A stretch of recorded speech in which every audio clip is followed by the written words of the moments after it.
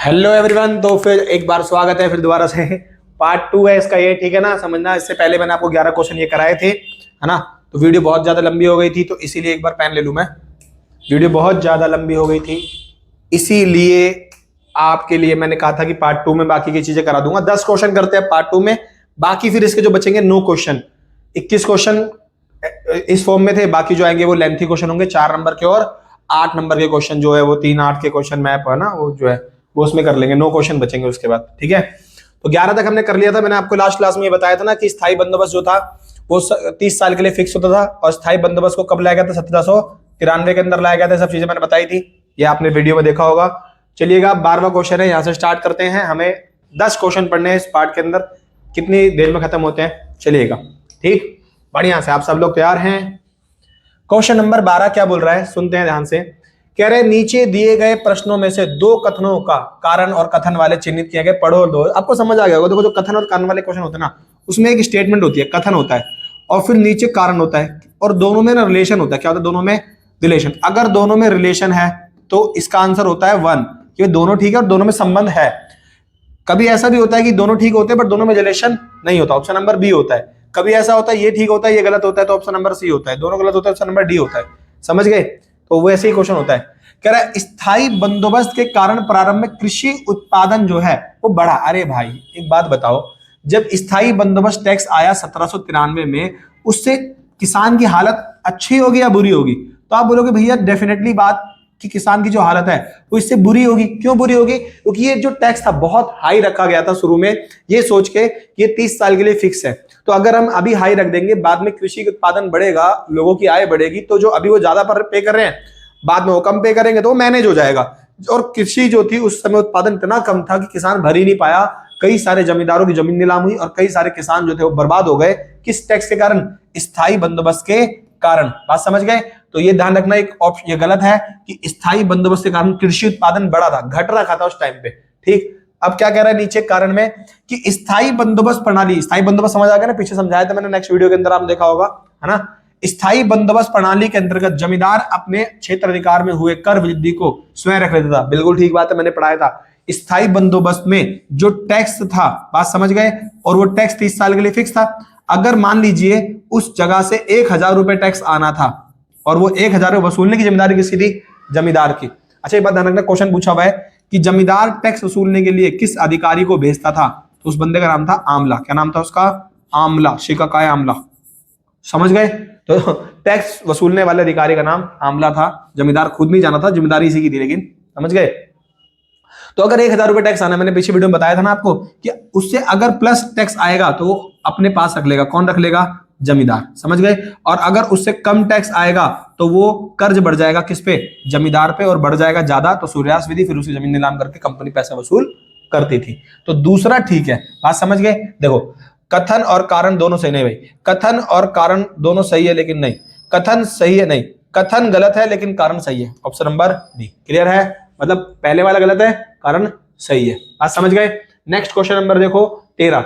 अब यहां पर क्वेश्चन नंबर 13 से क्या पूछ रहा है? कह रहे रिहला किसका यात्रा वृतांत है? एक्चुअली में यात्रा वृतांत को क्या बोलते हैं? क्वेश्चन पूछा हुआ है, क्रोनिकल्स बोलते हैं। ध्यान रखना, स्पेलिंग थोड़ी गलत हो तो एडजस्ट कर लेना। क्रोनिकल्स, बात समझ गए? क्रोनिकल्स जो है उसी को हम लोग क्या बोलते हैं? यात्रा वृतांत। एक्चुअली में देखो, आप सभी जानते हो आज के टाइम पर क्या होता है। आज के टाइम पर है सौरभ जोशी। आज समझ गए? कोई भी घटना होती है, हेलो गाइस ये हो गया वो हो गया फलाना ढिमकाना, आज तो कैमरे निकल जाते हैं मिनट से पहले, ठीक। कहीं भी आप घूमने जा रहे हो, व्लॉगिंग कर लेते हो, वीडियो शूट कर लेते हो, पूरा एक सिनेरियो आप ना उसका कह सकते हो, व्लॉगिंग बोलते हैं बेसिकली उसको, कि आप उसका व्लॉग शूट कर लेते हो कि भाई हम यहाँ गए, ये खाया वो करा, ये किया वो घूमा फलाना ढिमकाना, हेलो गाइस हम ट्रेन में गए, ट्रेन में आई बहुत सुंदर लड़की, हमने देखते ही फिर उसके बाद जनरल डिब्बे में अपने जो भी था, थोड़ा ट्रेन का तो जर्नी अलग है, जनरल ट्रेन में मजा है, जनरल डिब्बे में, है ना। तो वो एक व्लॉगिंग हो गई। तो जस्ट वैसे ही जो पुराने जमाने के लोग थे, वो प्राचीन काल के लोग, मध्य काल के लोग, उस टाइम कैमरा वैमरा होता नहीं था, तो जो उस टाइम पर टूरिस्ट लोग थे या फिर जो यात्री थे या फिर जो आप कह सकते हो ऐसे लोग जो घुमंतु थे, वो लोग दूसरे दूसरे देशों में जाते थे, उनकी संस्कृतियों को, वहां के कल्चर, रीति रिवाज, वहां की परंपराओं को, वहां के त्योहारों को देखते थे, उनको अपनी पुस्तकों में लिखते थे कि इस देश में ये त्योहार है, इस देश में ये व्यवस्था है, इस देश में ये परंपराएं हैं, उनको अपनी पुस्तकों में लिखकर बताते थे, है ना। और लिखकर लोगों तक पहुंचाते थे कि देखो यहाँ पर ये परंपरा, यहाँ पर ये सिस्टम चलता है, ठीक। तो वो लोग लिखते थे। अब जो लोग उस बुक में लिखते थे उसी को यात्रा वृतांत या फिर क्रोनिकल्स कहते थे। आज समझ गए। तो कह रहे हैं रिहला किसका यात्रा वृत्तांत है। रिहला सुनते ही आपको चैप्टर 5 का समझ आना चाहिए। ये सेकंड बुक का पहला चैप्टर है, चैप्टर नंबर 5। देखो मैं आपको बताता हूं, चैप्टर नंबर 5 के अंदर उसका नाम है यात्रियों के नजरिए, यानी कि चैप्टर नंबर 5 के अंदर आपको 3 यात्री पढ़ने हैं। कितने यात्री पढ़ने हैं आपको? 3 यात्री। किसमें? चैप्टर नंबर 5 में। सबसे पहले यात्री जिसका नाम था अल बिरूनी, क्या नाम था उस बंदे का? अल बिरूनी, जो उज्बेकिस्तान से आया था। दूसरा यात्री जिसका नाम आपको पढ़ना है वो है इब्न बतूता पहन के जूता। इब्न बतूता पहन के जूता निकल पड़ा तूफान में। और तीसरे बंदे का नाम याद रखना है फ्रांसवा बर्नियर। मैं समझा रहा हूं आपको, समझते रहना भाई। मैंने कहा ना कि बहुत तरीके से वीडियो बना रहा हूं मैं आपके लिए ना, बेसिक टू एडवांस सारा कवर अप। फ्रांसवा बर्नियर पहला यात्री जो था वो आया 11वीं शताब्दी में। कौन सी शताब्दी के अंदर आया था? 11वीं। दूसरा आया था 14वीं शताब्दी के अंदर। कब आया था? 14वीं। और ये आया था 17वीं शताब्दी के अंदर। कब आया था? 17वीं शताब्दी के अंदर। जब पहला यात्री आया था, बात समझ गए नहीं समझ गए, तो इसको लाने वाला कौन था? मोहम्मद गोरी था। ये गोरी वंश के साथ आया था, है ना। ठीक। इब्न बतूता जो आया था ये भारत के अंदर आया था दिल्ली सल्तनत के टाइम पे। कब आया था ये? दिल्ली सल्तनत के टाइम पे। बात समझ गए नहीं समझ गए। और उस समय भारत का राजा कौन था? उस समय भारत का राजा था, जब ये आया था तो उसमें भारत के अंदर राजा था मोहम्मद बिन तुगलक। क्या नाम था उस बंदे का? मोहम्मद बिन तुगलक। सबसे पढ़ा लिखा राजा था भारत के अंदर और सबसे अनपढ़ राजा, खराब राजा माना गया। बेवकूफ था पूरा, जो भी फैसला लेगा सब उल्टा लेता था। मोहम्मद बिन तुगलक के टाइम पर आया था दिल्ली सल्तनत में। कौन? Ibn Battuta. इब्न बतूता का जन्म कब हुआ था? तो ध्यान रखना, इब्न बतूता का जन्म हुआ था 1304 में। कब हुआ था इसका जन्म? 1304 में। कहां हुआ था? मोरक्को में। कहां हुआ था इब्न बतूता का जन्म? मोरक्को में हुआ था। भाई साहब स्पेलिंग गलत है क्या? मोरक्को। मोरक्को अफ्रीका महाद्वीप का एक देश है, बहुत साइड में, पश्चिमी देश है। मोरक्को में जन्म हुआ था किसका? फ्रांसवा इब्न बतूता का। मोरक्को में, ये अफ्रीका महाद्वीप से आया था 1304 में।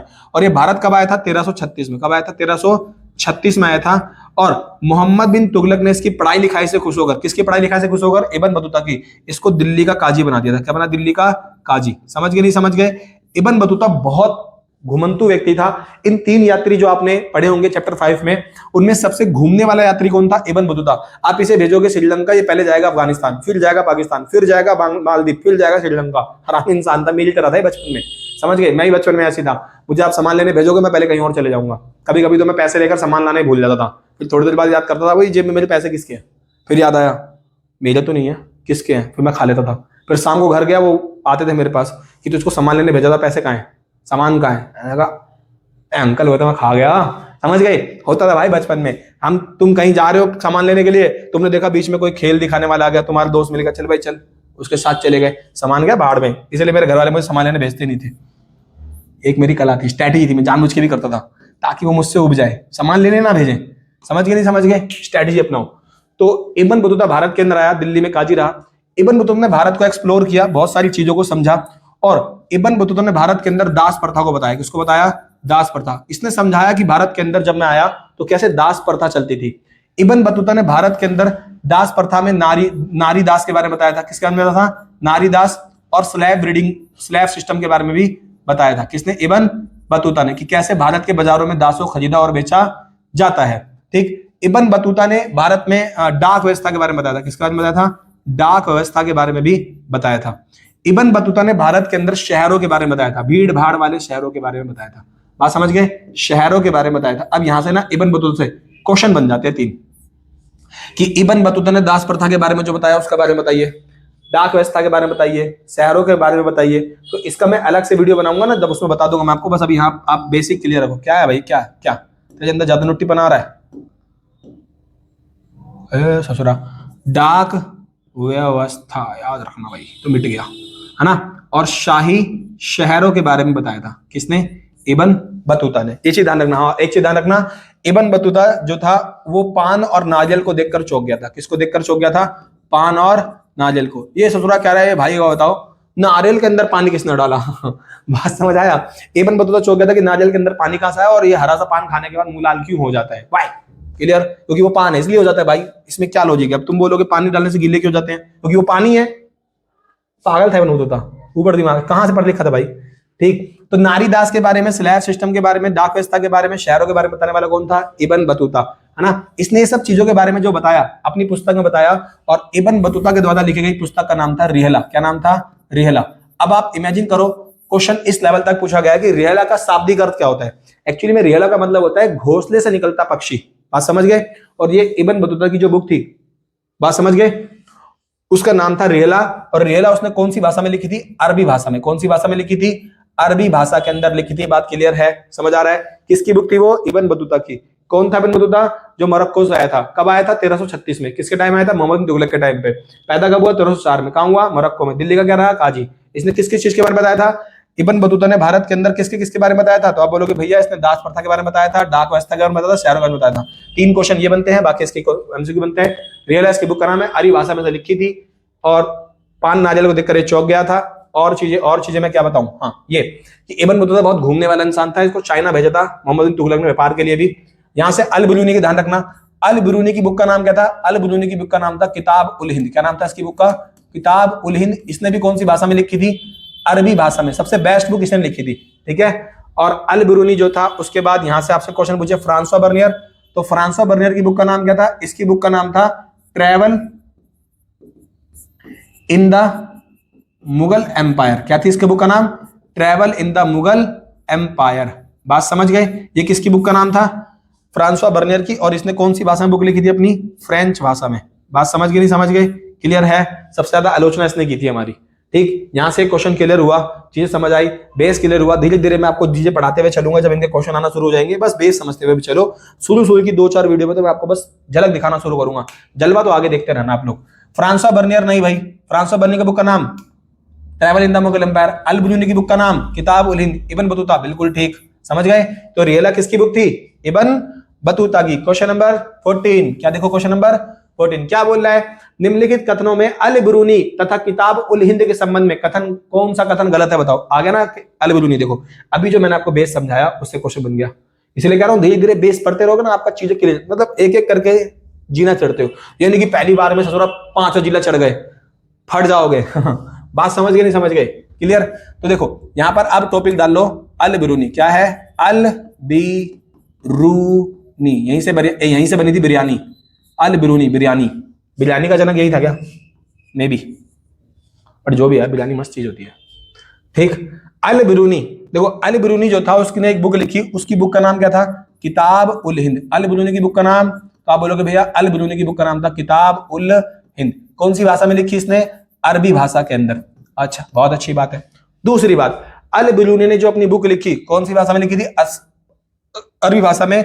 इसने अपनी बुक में कितने चैप्टर लिखे थे? तो अल बिरूनी ने अपनी बुक को 80 चैप्टर में लिखा था। कितने चैप्टर में लिखा था? 80 चैप्टर। कितने अध्याय थे टोटल? 80 अध्याय। अल बिरूनी भारत कब आया? अल बिरूनी भारत आया 11वीं शताब्दी में। कब आया?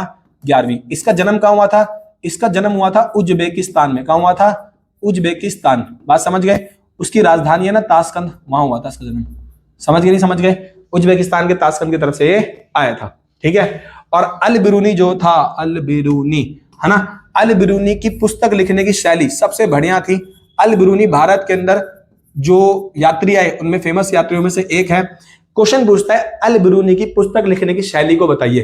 तो अल बिरूनी जो था उसकी पुस्तक लिखने की शैली बहुत फेमस थी, बहुत अच्छे तरीके से लिखता था। और इसकी वजह थी क्योंकि ये गणित की तरफ अट्रैक्ट था, गणित इसको पसंद थी, तो ये अपनी बुक को गणित के वे में लिखा। सबसे पहले अपनी बुक को लिखने में ये एक सबसे पहले क्या करता था? क्वेश्चन करता था। क्या करता था? प्रश्न करता था। सबसे पहले जब भी किसी भी चैप्टर को समझाएगा सबसे पहले प्रश्न करता था, और फिर प्रश्न करने के बाद फिर उस पूरे प्रश्न को डिटेल में क्या देगा? उसका व्याख्या करेगा, उत्तर देगा। क्या देगा? उत्तर। यानी कि पूरा उसको समझाता था। जैसे मान लीजिए भारत में आया, इसने भारत में लिखा कि होली, हिंदुओं का त्योहार होली है ना, अभी समझाएगा होली क्या है, क्यों मनाई जाती है, कैसे मनाई जाती है, मार पोछा पोछा, झाड़ू, बाल्टी, कलर, गुब्बारे जो जो लोगों के मार रहे हैं, है ना, नालियों में फेंका जाता है, कपड़े फाड़े जाते हैं, है ना। ये दिल्ली की देख गया होगा होली। होली देखो तो बनारस की होली देखो, मथुरा, बनारस, वृंदावन, होली का मजा तो वही है ना। क्लियर? फिर तीसरा ये क्या करता था? उस पर तुलना करता था। क्या करता था? तुलना करता था अदर संस्कृति, अदर चीजों के साथ। यानी कि ये तुलना करके कंपैरिजन करता था। इसे आप लोग क्या बोलते हो? कंपैरिजन करना, है ना। तुलना करके व्याख्या करता था। तो इसकी बुक लिखने का तरीका बहुत मस्त था, किसकी? अल बिरूनी का। सबसे पहले प्रश्न करेगा अध्याय के शुरुआत में, फिर उसका पूरा परंपरावादी, संस्कृत परंपरावादी उसका आंसर देगा डिटेल में, फिर लास्ट में उसकी अन्य संस्कृति, अन्य लोगों से तुलना कर देगा, और पूरा वे बताएगा कि भाई क्या क्या चीज क्या क्या कैसी थी, ठीक। कौन? अल बिरूनी। ये इसकी बुक लिखने की शैली थी। अल बिरूनी ने अपनी बुक के अंदर भारत के रीति रिवाज, धर्म, मापदंड, तोल, विद्या, क्रिया, यज्ञ, रीति रिवाज, भूगोल, मतलब बहुत सारी चीजों के बारे में किसने बताया? अल बरूनी ने बताया।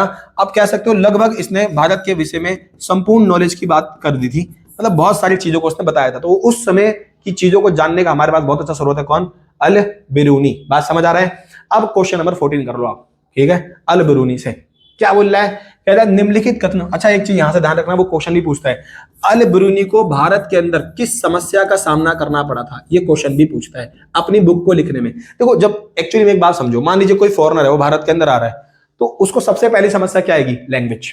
क्या आएगी? लैंग्वेज, क्योंकि हो सकता है उसकी लैंग्वेज कुछ हो और हमारे जिसकी लैंग्वेज कुछ हो, वो कनेक्ट नहीं हो पाएगा, तो स्ट्रगल करना पड़ेगा उसको। तो अल बिरूनी को अपनी पुस्तक लिखने में सबसे पहली समस्या क्या आई थी भारत के अंदर? भाषा, कि वो भारत की भाषा से परिचित नहीं था और भारत के रीति रिवाजों, संस्कृति, परंपराओं को समझने के लिए उसे भाषा आनी चाहिए थी, क्योंकि किताबें जो पढ़ेगा, जो ग्रंथ पढ़ेगा, जो वेद पढ़ेगा, वो संस्कृत भाषा में है। इसने ब्राह्मणों का सहारा लिया, पुरोहितों का सहारा लिया, संस्कृत पढ़ना सीखी इसने संस्कृत पढ़ना सीखी थी। समझ आ रहा है कि नहीं आ रहा? क्लियर?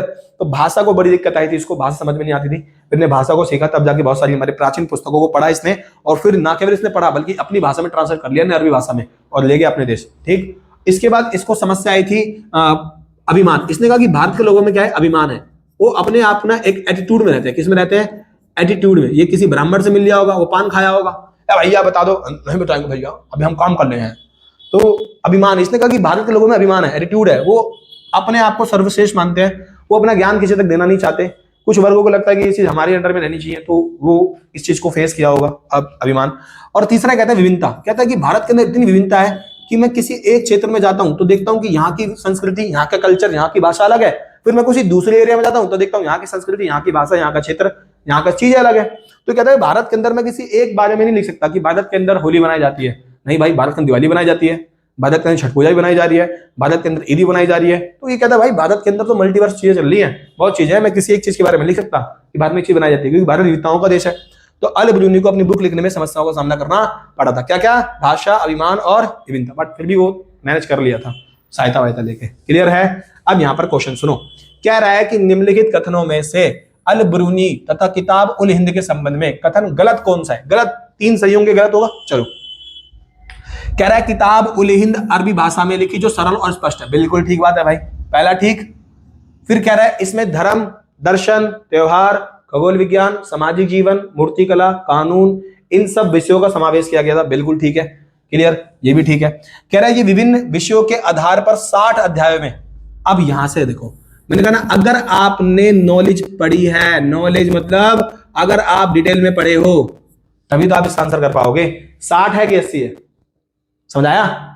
तो ऑप्शन नंबर सी इसका राइट आंसर होगा, ये गलत है, क्योंकि अल बिरूनी ने अपनी बुक कितने अध्याय में लिखी थी? 80 में। अब देखो, अल बिरूनी अपनी कृति उपमहाद्वीप के सीमांत क्षेत्रों में रहने वाले लोगों के लिए लिखनी थी। बिल्कुल ठीक है। अल बिरूनी ने इसको अरबी भाषा में क्यों लिखा? ताकि वो भारत की संस्कृति को अरब के लोगों तक पहुंचा सके कि देखो यहाँ पर ऐसा चीजें होती हैं, समझ गए? तभी तो वो भाषा यूज कर रहा था। तो ये चीज क्या है? गलत, क्योंकि 60 नहीं 80 आएगा यहाँ पे, ठीक है ना? तो उन्हें गलत ही पूछा था, मतलब 3 सही थे और 1 गलत था। क्लियर? नेक्स्ट क्वेश्चन देखते हैं, क्वेश्चन नंबर 15। कह रहा है निम्नलिखित कथनों में से गलत कौन सा है? फिर दोबारा निकालना है, निम्नलिखित कथनों में से कौन सा कथन गलत है? मौसम के 2 चक्र। अरे भाई, मौसम के 2 चक्र पढ़ते हुए समझ आ गया, चैप्टर नंबर 8 है। किससे? चैप्टर नंबर 8 से पढ़ा होगा आपने, चैप्टर नंबर 8, ठीक है ना, हिस्ट्री का। उसका नाम क्या है चैप्टर नंबर 8 का? बेसिकली किसान, जमींदार और राज्य, यही तो नाम है चैप्टर का, जहां आपने कृषि वगैरह पढ़ी होगी। देखो, मैंने आपको पढ़ाया होगा चैप्टर नंबर 8 के अंदर, क्या पढ़ाया था मैंने आपको? पढ़ाया कहाँ है मैंने भाई साहब? वो तो ऑफलाइन वाले बच्चों को पढ़ाया, तुमको कुछ नहीं पढ़ाया। तुम सुन लो कैसे। देखो, चैप्टर नंबर 8 ना बेसिकली मुगल काल के टाइम पर कृषि से जुड़ा है। किससे जुड़ा है? मुगल काल के टाइम पर कृषि उत्पादन, इससे जुड़ा हुआ है चैप्टर नंबर 8। अब यहां पर आप कृषि को समझो पहले। देखो, हमारे भारत के अंदर ना कृषि करने के लिए 4 प्रकार की जमीन है। कितने प्रकार की जमीन है? 4। पहले तो ये जमीन समझ लो आप लोग, ठीक है। हमारे भारत के अंदर 4 प्रकार की जमीनें होती हैं। 4 प्रकार की जमीनें, सबसे पहली जमीन होती है जो बहुत फर्टाइल या फिर आप कह सकते हो बहुत उपजाऊ होती है, उसे बोलते हैं पोलाज। फिर होती है एक परोती। क्या होती है? परोती जमीन। एक होती है चच्चर। क्या होती है? चच्चर। और एक होती है बंजर जमीन, है ना। देखो, जिस जमीन पर आप कंटिन्यू खेती कर सकते हो, क्या कर सकते हो आप? कंटिन्यू खेती, मतलब जो जमीन उपजाऊ होगी, सबसे बेस्ट होगी, उपजाऊ होगी, बात समझ गए? बेस्ट जमीन होगी, उसको क्या बोलते हैं? पलाज। जो कम होगी, जिसपे आप साल में कम से कम एक बार खेती करी, फिर 1-2 महीने का गैप दिया आपने, फिर आप कंटिन्यू खेती कर लोगे, तो उसको बोलते हैं परोती। जिसमें आपने एक बार खेती करी, फिर 1-2 साल का गैप दोगे, फिर खेती करोगे, 1-2 साल का गैप लोगे, है ना, 1-2 साल का, ईयर लिख देता हूं, उसका गैप लोगे तो वो कैसी जमीन होगी? चच्चर। जिस जमीन पर आप 4 से 5-5 साल खेती नहीं कर सकते, इतने का गैप लोगे, उस जमीन को क्या बोलेंगे? बंजर। या तो खेती होगी नहीं, 4-5 साल का गैप लोगे, ठीक है। तो सबसे बेस्ट जमीन कौन सी होती है? पुलाज। और पुलाज जमीन पर आप कंटिन्यू 2 से 3 फसल उगा सकते हो, कंटिन्यू उगा सकते हो, 2 से 3 फसल उगा सकते हो। परोती में एक बार आपने फसल उगाई, फिर आपको 1-2 महीने गैप लेना पड़ेगा, चच्चर में 1-2 साल का गैप लेना पड़ेगा, बंजर में 4-5 साल का गैप लेना पड़ेगा। सबसे बेस्ट जमीन कौन सी थी? आप बोलोगे भैया मुगल काल में सबसे बेस्ट जमीन थी यही, और सबसे हाई टैक्स भी किस पे लगता था? इस जमीन पे। टैक्स नाम मात्र का लगता था या लगता ही नहीं था? वो किस जमीन पे लगता था? इस पे, बंजर पे। और बंजर जमीन बेसिकली आप देखोगे ना, सोच वगैरह करने के या फिर चारागाह के काम में आती थी, चच्चर भी ज्यादा करके चारागाह के काम में आती थी, ठीक है। तो 4 जमीन क्लियर हो गई। अच्छा, मुगल काल में जो समय के राजा थे, जो कहते हैं समय के राजा यानी कि शासक, वो ज्यादा करके ना मोटिवेट करते थे कैसी फसलों को उगाने के लिए? वो कहते थे दैनिक फसलें उगाओ, जो डेली लाइफ में यूज हो रही है उन फसलों को उगाओ, दैनिक फसलें उगाओ जो डेली लाइफ में यूज हो रही है, जो बाजार में इजीली बिक जाएंगी, ऐसी फसलों को वो लोग क्या बोलते थे? जीन्स ए कामिल। अब सोचो आप लोग, ये क्वेश्चन पूछा गया है, जीन्स ए कामिल क्या है? जीन्स ए कामिल को बोलते हैं नकदी फसलें, सर्वोत्तम फसलें। तो क्वेश्चन पूछा हुआ था कि जीन्स ए कामिल से आप क्या समझते हो? तो आप बताना, जीन्स ए कामिल उन फसलों को कहते हैं जो दैनिक बाजारों में बेची जाती हैं, जो नकदी फसलें होती हैं, जिन्हें आप बाजार में बेचोगे, गेहूं, मक्का, चावल, गन्ना, समझ गए, कपास, ये फसलें बाजार में हाथों हाथ बिक जाती हैं, ठीक है ना। दैनिक फसलें थी, जीन्स ए कामिल बोलते थे इनको, सर्वोत्तम फसलें, और इन पर टैक्स अच्छा मिलता था, तो राजा इनके लिए प्रमोट करते थे कि आप इन फसलों को उगाओ, ठीक। और उसके बाद मुगल काल में अगर पूछे किसान, उदाहरण ना, मुगल काल में जो किसान है उसके 3-4 नाम थे। देखो, एक तो हो गया किसान, क्या हो गया? किसान। यहां से एक बार समझो, किसान और एक होता है कृषक, दोनों में फर्क क्या है? तो जो खेती करता है ना उसे किसान बोलते हैं, और जो अपने लिए खेती करता है उसे कृषक बोलते हैं, बस यही फर्क है। अगर आप अपने लिए खेती कर रहे हो आप कृषक हो, लेकिन अगर आप बड़े स्केल पे खेती कर रहे हो या आपका मेन काम है उत्पादन करना, तो आप किसान हो। क्या हो? किसान। फार्मर और कृषक, सॉरी, फार्मर और पीसेंट बोलते हैं कृषक को, क्या बोलते हैं? पीसेंट, में भी यही है ना, और किसान को फार्मर बोलते हैं। तो मुगल काल में जो किसान था उसके लिए जो वर्ड यूज होता था वो किसान बोलते थे, या फिर इसको बोलते थे रेयत। क्या बोलते थे? रेयत। या फिर बोलते थे मुजर्रियान। क्या बोलते थे? मुजर्रियान। मेरी बात क्लियर हुई? तो मुगल काल में किसान के लिए 3 शब्द याद रखना, या तो किसान बोलते थे, या रेयत बोलते थे, या मुजर्रियान। और किसान और रेयत और मुजर्रियान ये 2 प्रकार के होते थे। कितने प्रकार के होते थे? 2। एक होते थे खुदकश, एक क्या होते थे? खुदकश। जिनके पास खुद की जमीन है वो कैसे किसान? खुदकश। और जिनके पास अपनी जमीन नहीं है वो किसी और की जमीन में काम करेंगे, उनको क्या बोलेंगे? पाहिकस्त। क्या बोलेंगे? पाहिकस्त। दोनों चीजें क्लियर है? बताओ, यहाँ चीज समझ आई? क्लियर? आई थिंक आपको समझ आ गया होगा। अब सुनो, क्वेश्चन कह रहा है कौन सा कथन गलत है? कह रहा है मौसम के 2 चक्र के दौरान खेती की जाती थी। बिल्कुल ठीक है कि मुगल काल में और आज भी मौसम के 2 ही चक्रों से खेती होती है। आपने सुना भी होगा, एक को बोलते हैं रबी की फसल। क्या बोलते हैं? एक को रबी की फसल, और एक को बोलते हैं खरीफ की फसल। क्या बोलते हैं? खरीफ की फसल। मुगल काल में भी ऐसे ही फसलें उगाई जाती थी, रबी की और खरीफ की। कह रहा है जहां बारिश या सिंचाई के साधन मौजूद होते थे वहां 5 से 6, भाई 5 से 6 आएगा क्या? बताओ। नहीं, ये गलत है। 2 से 3, कितनी? 2 से 3 फसलें उगाई जाती थी। 5 से 6 भाई खेत की जान लोगे आप। ऑप्शन नंबर बी गलत है। सी देखो, पैदावार में भारी विविधता पाई जाती थी। बिल्कुल ठीक है।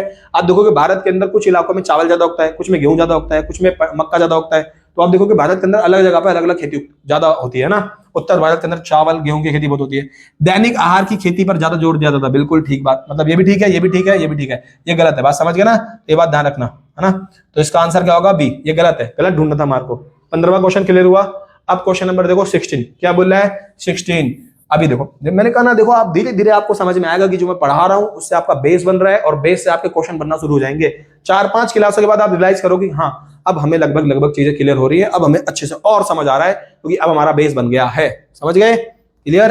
अभी तो आप बस रहने आए हो ना, तो जब पहली बार किसी घर में रहने जाते हो तो आपको उस घर की आदत नहीं होती, आपको ढूंढना पड़ता है, ये चीज यहाँ, ये चीज वहां है। फिर धीरे धीरे आप रहते हो तो उस घर की आपको पूरी नॉलेज हो जाती है, कनेक्ट हो जाते हो ना आप उस घर से। देखो अभी पढ़ाया ना है कि किसान के लिए रेत वर्ड और मुजरियान वर्ड यूज होता था, उसने क्वेश्चन में यही पूछ लिया। देख लो, कह रहे मुगल काल के भारतीय फारसी स्रोत किसान के लिए किस शब्द का इस्तेमाल करते थे? तो देखो, किसान के लिए किस शब्द का इस्तेमाल था? जमींदार। जमींदार मतलब होता है लैंडलॉर्ड, जमीन का मालिक। आमीन, इसको पढ़ाया नहीं। तालुकदार, ये जो जमीनों के मालिक होते हैं ना, वही थे। ठीक। रेयत, कौन सा बढ़ाएगा? रेयत। समझ गए? अब क्वेश्चन नंबर 17 देखो क्या बोल रहा है। क्वेश्चन नंबर 17, क्वेश्चन नंबर 17 कह रहा है ऋणदाता, क्या बोल रहा है? ऋणदाता और रेयत के बीच हस्तांतरित ऋण पत्र केवल 3 वर्ष के लिए ही मान्य होगा, ये किस कानून में कहा गया? अब ये क्वेश्चन आप करो एक बार, आपको दिमाग घूमेगा। सोचो एक बार इस क्वेश्चन के बारे में कि क्या पूछ रहा है ये। अब अगर आप ये क्वेश्चन कर दोगे तो मैं मान जाऊंगा आपको। लेवल था इस क्वेश्चन का बहुत तगड़ा। समझो कैसे था, समझो ध्यान से। समझाते हैं भाई क्वेश्चन, हमारा काम ही क्या है। देखो एक्चुअली में आप सभी जानते हो कि अंग्रेज हमारे भारत में आए और 1793 में अंग्रेज अपना एक टैक्स सिस्टम लेकर आए। क्या लेकर आए अंग्रेज? अपना एक टैक्स सिस्टम लेकर आए। कौन लेकर आए? अंग्रेज। उस टैक्स सिस्टम का नाम क्या था? तो आपने बोला भैया उस टैक्स सिस्टम का नाम था स्थायी बंदोबस्त। क्या नाम था? स्थायी बंदोबस्त। बिल्कुल ठीक बात है।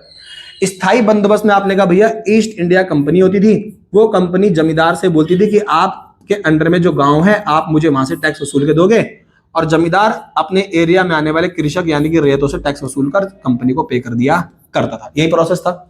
इसी प्रोसेस को हम क्या बोलते थे? स्थायी बंदोबस्त।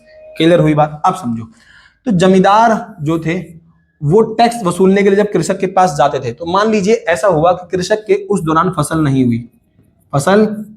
हुई या बारिश नहीं हुई या चौपट हो गई फसल, तो अब किसान टैक्स पे नहीं कर पाएगा। तो टैक्स पे नहीं कर पाएगा तो जमींदार बोलेगा भाई देखो टैक्स तो फिक्स है, आपको तो पे करना है क्योंकि फसल हो चाहे ना हो। अंग्रेजों ने क्या रखा है भाई? यही तो गुलामी है। अब समझ आया गुलामी का मतलब क्या है? अंग्रेजों ने हमें लूटा कैसे? यही है लूटने का मतलब कि भाई तुम्हारे पास खाने को हो ना हो बट टैक्स दो। समझ आ रहा है? यही गुलामी होती है। गुलामी का मतलब ये नहीं उन्होंने हमारे को पिंजरे बंद कर रखा था, वो हमें लूट रहे थे। ये थी गुलामी एक्चुअली में। हमें हक नहीं दे रहे थे वो लोग, हमें हमारा हक चाहिए था। तभी तो महात्मा गांधी ने कहा था कि स्वराज मेरा अधिकार है, मैं अपना राज लूंगा भाई, हमारी सरकार होगी, हम लोग होंगे, हमारा सिस्टम होगा, तुम तो हमारे साथ तानाशाही कर रहे हो, लूट रहे हो हमको। तो यही था गुलामी। समझ गए? तो फसल खराब हो चाहे ना हो आपको टैक्स पे करना है। फसल खराब हो गई, टैक्स नहीं आएगा, आय नहीं आएगी, जमींदार मांगने आएगा, बोलेगा भाई मुझे तो पैसा ला के दो कहीं से भी, मुझे मतलब नहीं है तुम्हारी कृषि हुई या नहीं हुई, पर मुझे तो क्या चाहिए? टैक्स चाहिए। अब बेचारा जमींदार कृषक क्या करेगा? वो जाएगा एक व्यक्ति के पास जिसको बोलेंगे ऋणदाता। क्या बोलेंगे? ऋणदाता। अब ये ऋणदाता कौन है? तो बेसिकली ऋणदाता को बोलते हैं उधार देने वाला या फिर साहूकार। या फिर किसके पास जाएंगे? ये साहूकार के पास। गांव के अंदर लाला जी होते हैं, ये ऋणदाता है, साहूकार के पास जाएंगे और उनसे बोलेंगे देखो लाला जी आप हमें कुछ पैसा उधार दे दो, अगली बार हमारी फसल होगी हम आपका पैसा लौटा देंगे। तो अब ये फ्री में तो देगा नहीं पैसा, तो ये साहूकार क्या देगा? उधार देगा। क्या देगा? उधार। और उधार कैसे देगा? ब्याज पे, कि भाई ठीक है आप ले जाओ ब्याज पे पैसा। जैसे देखो कई लोग लेते हैं ब्याज पे पैसा, लेकिन ससुरा ये लोग हरामी थे और ये लोग चक्रवृद्धि ब्याज लगाते थे। कौन सा ब्याज लगाते थे? चक्रवृद्धि ब्याज, कंपाउंड इंटरेस्ट। आपने पढ़ा होगा। बात समझ गए? नहीं समझ गए? चक्रवृद्धि ब्याज था इनका। समझ गए? अब साहूकार और ऋणदाता ये लोग मिलकर कृषक यानी कि रैयतों को टैक्स मतलब उधार दे दिया करते थे, और वो उधार ले जाकर किसको दे देगा? जमींदार को। जमींदार किसको पे कर देगा? कंपनी को। इनका तो काम हो गया, बट किस पे कर्जा बढ़ गया? कृषक पे। भाई उसने किससे लिया है? ऋणदाता से। अब वो ब्याज लगा रहा है उसके ऊपर। अब वो ब्याज इस कदर लगा रहा है कि आप पढ़ोगे ना बुक को तो वहां पर लिखा मिलेगा कि ऐसा हुआ कि एक व्यक्ति ने 100 रुपए उधार लिए थे। कितने उधार लिए थे? 100 रुपए। और जब चुकाने गया तो उस पर कितने रुपए उधार हो चुका था? 2000 रुपए ब्याज लगकर। आप सोच रहे हो कि किसी व्यक्ति ने 100 रुपए उधार लिए और ब्याज लगकर कितना हो गया? 2000 रुपए। कहां आप देख रहे हो? दुगुना तिगुना चौगुना 20 गुना कर दिया पैसा। 100 रुपए उधार लेकर 2000 रुपए चुका रहा है, बंदा पागल हो जाएगा। समझ गए? तो कई सारे ना कृषक गुस्सा हो गए, बोला भाई ये क्या हो रहा है हमारे साथ? आप तो बिल्कुल हमारे साथ क्या कर रहे हो? गद्दारी कर रहे हो, बिल्कुल लूट रहे हो आप तो हमको। तो किसान गुस्सा हो गए और किसानों ने जो ऋणदाता उधार देने वाले लोग थे इनके खिलाफ विद्रोह कर दिया। हालांकि अगर आप ध्यान से देखो तो उसकी वजह तो अंग्रेजी है, क्योंकि उन्होंने ही टैक्स बढ़ा रखा है, उन्होंने टैक्स को अस्थायी कर रखा है। तो सुअर इंसान थे बिल्कुल ही, और बेचारे जब नहीं पे कर पा रहे, फसल नहीं हो रही, तो किससे मांग के आए? ऋणदाता से। तो भाई किसान जो थे वो गुस्सा हो गए और महाराष्ट्र के अंदर एक जगह है पुणे। महाराष्ट्र के अंदर जगह क्या है? एक पुणे। अभी इसका नाम पुणे हो चुका है। पुणे में महाराष्ट्र के अंदर, बात समझ गए? जो जगह है पुणे, वहां पर है ना गाइस, आपको पता है विकास सर नाच रहे हैं और सोच रहे मैं हंसूं। मैं तो हंस लूंगा भाई, क्या दिक्कत है, नाच नाच के दिखा रहे हैं मुझको। ठीक। तो महाराष्ट्र के अंदर पुणे में एक जगह है दक्कन। क्या है? दक्कन। वहीं दक्कन जगह पे, बात समझ के, किसान इकट्ठा हुए और उन्होंने दंगा कर दिया। इसी को बोलते हैं दक्कन दंगा। क्या बोलते हैं? दक्कन दंगा। आप समझो कितने डिटेल में चीज पढ़नी है। समझ गए? इस लेवल तक नहीं पढ़ोगे ना तो दिमाग घूम लेगा आप लोगों का। छावा मूवी जो आई है ना उसमें भी दक्कन करके एक जगह थी। हाँ, तो उसमें भी दिखा रखा होगा ये। विकास सर ने छावा मूवी देखी, हमने देखी। मूवी तो हम देखी नहीं, इतना टाइम हो गया मैंने मूवी नहीं देखी। मेरी जिंदगी खुद एक मूवी है ससुरा। रात भर कलेश, दिन भर कलेश, मेरी वाइफ मुझसे लड़के इतना कलेश करती जाती है, वो खुद मूवी देखते जाता हूँ सारे दिन। इतना लड़ती है, इतना लड़ती। बच्चे घर जाऊंगा, बच्चे चै चै पे करते हैं, वाइफ उल्टा लड़ती है मुझसे, मेरी जिंदगी मूवी बन रखी है, मैं क्या मूवी देखूंगा भाई। वाइफ जिसकी शादी होती है ना वो मूवी नहीं देखता, उसे घर में मूवी चल रही होती है पहले ही। तो दक्कन दंगा हुआ, इसी को बोलते हैं दक्कन दंगा। ठीक है भाई, एक ब्रेड मेरा भी, जल्दी निकाल दो ब्रेड, खाओगे गाइस ब्रेड। तो दक्कन दंगा हुआ, क्या हुआ? दक्कन दंगा। अब इसी को बोलते हैं दक्कन दंगा, जहां पर सारे किसान रैयत इकट्ठा हुए और उन्होंने मिलकर क्या करा, जितने भी ऋणदाता थे, भाई खाते थे, उनके जो पत्र थे जिसमें वो सारा हिसाब लिखते थे, ये पैसा दे दिया, वो पैसा दे दिया, वो जला दिया। समझ गए? क्लियर है? क्या कर दिया? वो जला दिया। फिर बाद में बड़ा एग्रेसिवली इसके ऊपर बात हुई, तो बाद में जाकर इसके ऊपर एक आयोग आया, उसको बोलते हैं दक्कन दंगा आयोग। क्या बोलते हैं उसको? दक्कन दंगा आयोग। अंग्रेजों ने बिठाया और अंग्रेजों ने इसके अंदर सारा ब्लेम किस पे डाल दिया? साहूकारों पे। जबकि मैंने कहा मेन वजह कौन थे? अंग्रेज ही खुद, वही टैक्स बढ़ाए हुए थे। और फिर इसके बाद एक कानून आया, उसको बोलते हैं परिसीमन कानून। क्या बोलते हैं उसको? परिसीमन कानून। और परिसीमन कानून कब आया? 1869 में। कब आया परिसीमन कानून? 1869 में।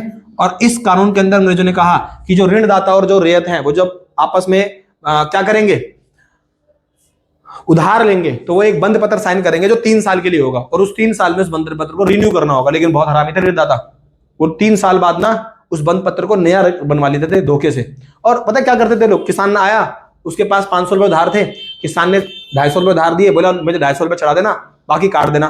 किसान, वो हरामी क्या था, वो चढ़ाता ही नहीं था, पैसे ले लिए और चढ़ाएगा नहीं। फिर वो बोलेगा भाई मेरा हिसाब कर दो, मैं इतने पैसे दे चुका हूँ। बोलेगा इतने कहाँ दिए? तूने तो इतने दिए। समझ रहे हो? और उनसे साइन वाइन करवा लेते थे, अंगूठे अंगूठे ले लेते थे। पहले बहुत होता था, यही तो गुलामी थी। समझ गए? तो 1859 में क्या आया? कानून आया था इस चीज को लेकर। ये आई थिंक आपको समझ आएगा परिसीमन कानून क्यों आया था, दक्कन दंगा क्या था, कहां हुआ था और क्यों हुआ था। अब समझे?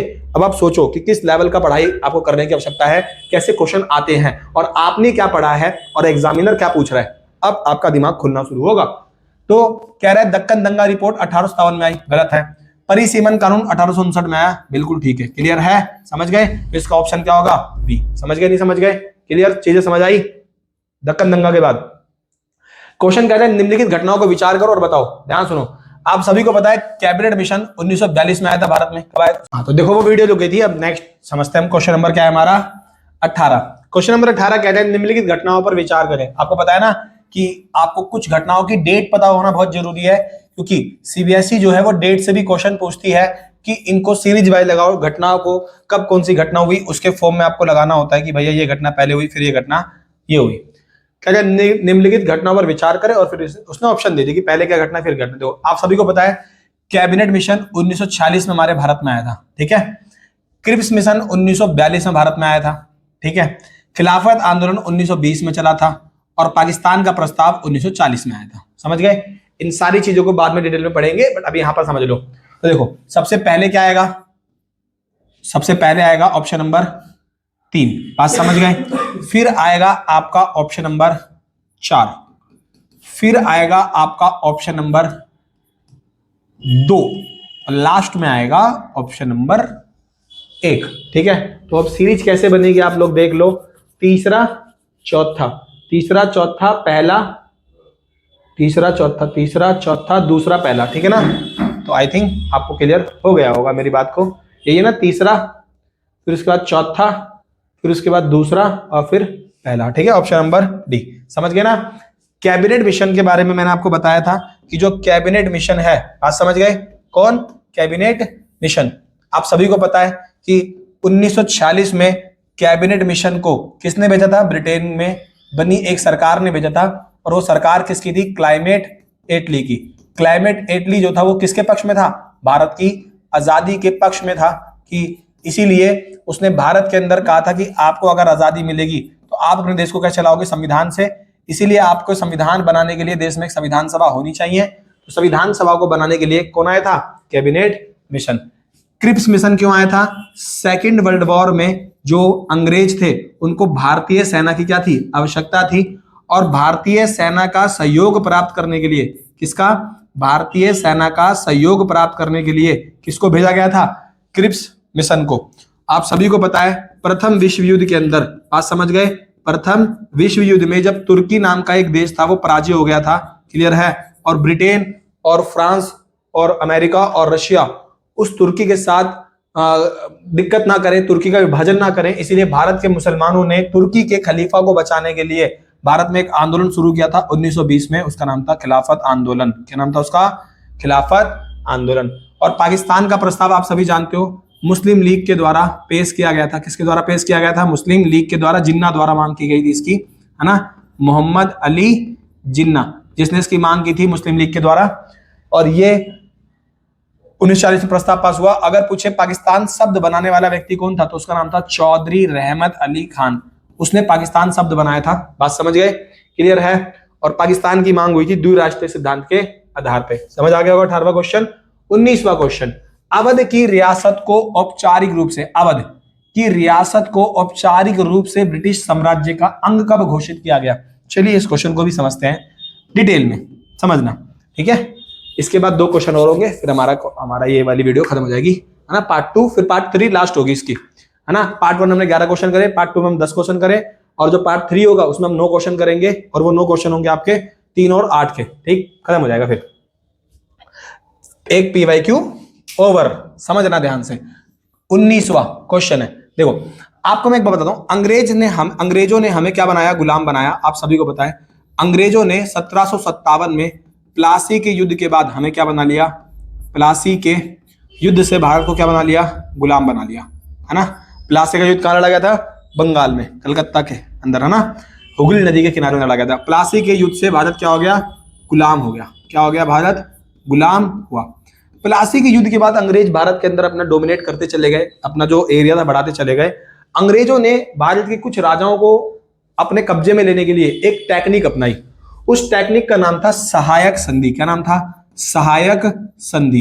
अंग्रेज दिमाग लगाए, उन्होंने कहा कि भाई मान लो अगर कोई कमजोर राजा है, और कमजोर राजा है तो हम अपनी सेना लाएंगे, उस राजा को पीटेंगे, उस राजा को हड़प लेंगे, उसके साम्राज्य को हड़प लेंगे, है ना। लेकिन अगर कोई ताकतवर राजा है, क्या है? कोई ताकतवर राजा, तो उसे हम डायरेक्ट तो मार नहीं सकते।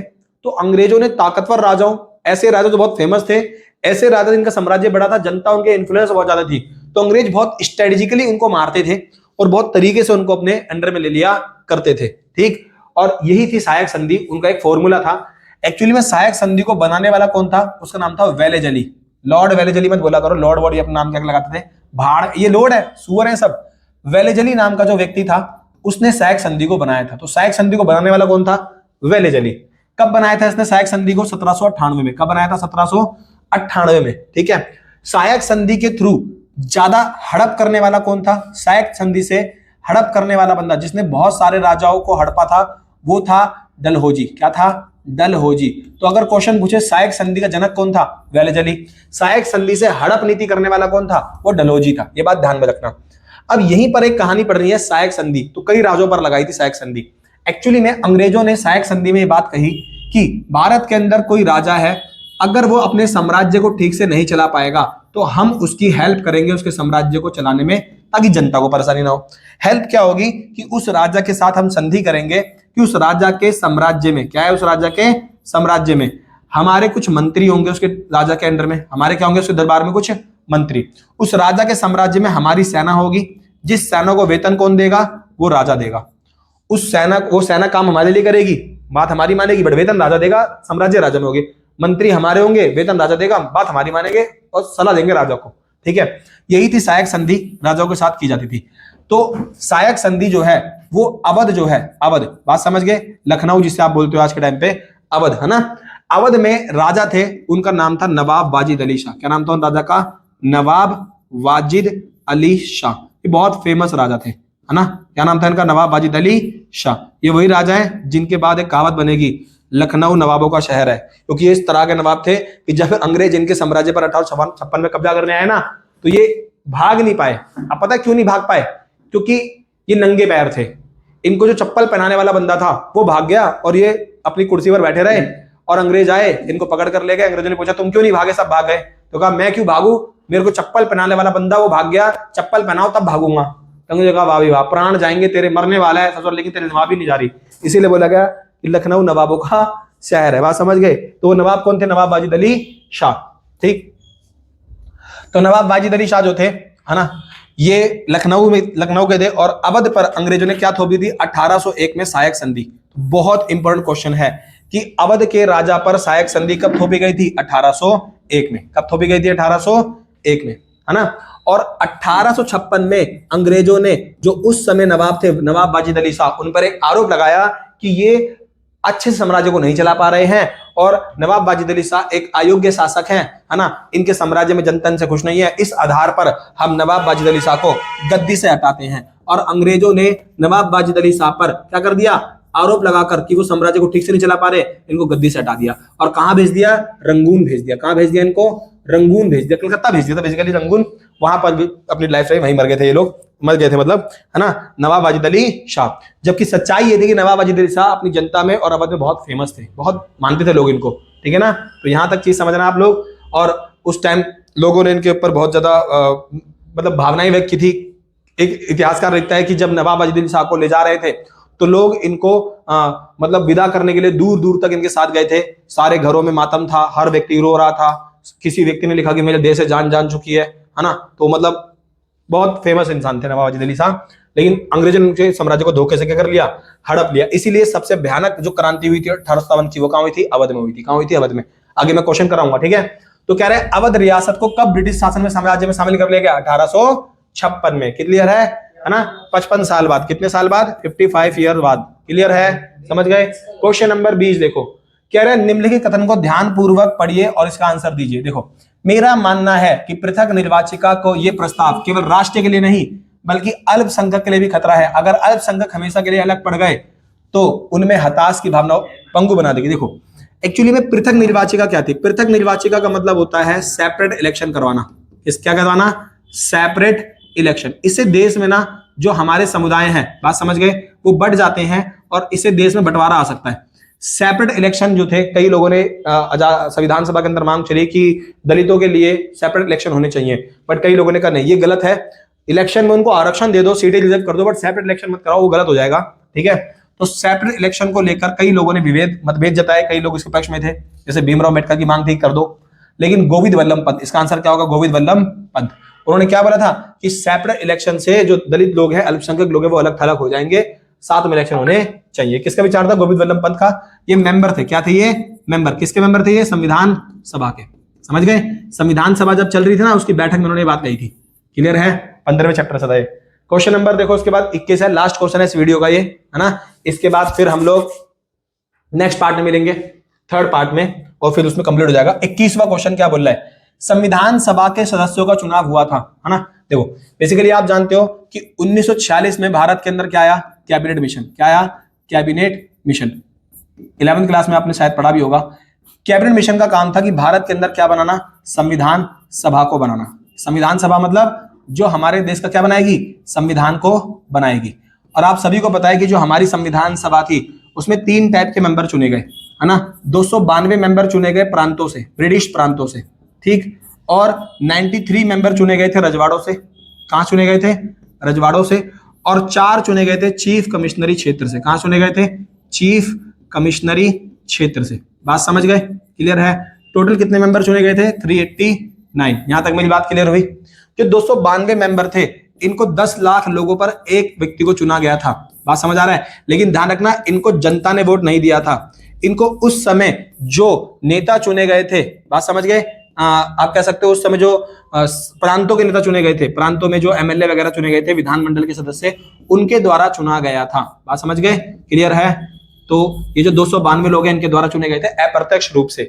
तो कह रहे हैं सार्वभौमिक, भैया उस टाइम तो वोट डालने का अधिकार सबको था ही नहीं। प्रत्यक्ष चुनाव से नहीं हुआ था, अप्रत्यक्ष से हुआ था।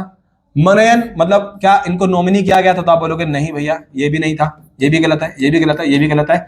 मताधिकार के द्वारा चुने गए थे, और यहाँ पर मताधिकार का यूज किसने किया था? विधानमंडल के सदस्यों के द्वारा। तो इसी के द्वारा हमारी क्या बनी थी? संविधान सभा बनी थी। 21 क्वेश्चन मैंने आपको यहाँ कंप्लीट हो गए। 11 क्वेश्चन मैंने आपको पार्ट 1 में कराए, उसके बाद के मैंने 21 तक क्वेश्चन आपको कराए पार्ट 2 में, ठीक है। अब हम मिलेंगे पार्ट 3 के अंदर, जिसमें हम आगे क्वेश्चन को देखेंगे। देखो, जैसे क्वेश्चन आएगा हड़प्पा सभ्यता से, ठीक है, ये 3 नंबर के क्वेश्चन है। फिर ये क्वेश्चन होंगे। अब इन सब क्वेश्चनों को हम कहां पढ़ेंगे? बड़े डिटेल के साथ, तसल्ली से। ये सारे क्वेश्चन टोटल 30 क्वेश्चन होंगे, है ना। और बाकी इसका एक मैप होगा, ये जो है मैप होगा इसके बाद ना, ठीक।